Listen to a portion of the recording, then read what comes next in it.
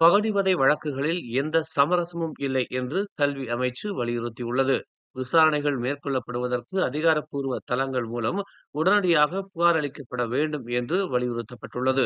அந்த நோக்கத்திற்காகவே பிரத்யேகமாக அமைக்கப்பட்ட பகடிவதை புகார் அமைப்பு முறை மூலம் புகார்களை சமர்ப்பிக்கலாம் என்றும், இதில் தங்கள் அடையாளங்களை வெளிப்படுத்த விரும்பாத புகார்தாரர்கள் பெயர் குறிப்பிடாமல் புகார்களை அனுப்பலாம் என்றும் தெரிவிக்கப்பட்டுள்ளது.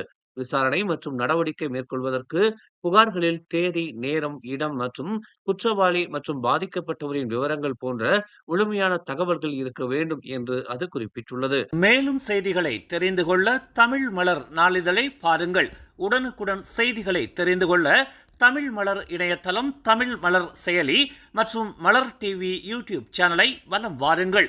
எங்களோடு இணைந்திருக்க மலர் டிவியை பதிவு செய்து கொள்ளுங்கள். உறவுகள் மகிழ்ந்திட விருப்பம் மற்றும் பகிர்வு சேவையை சொடுக்கிடுங்கள்.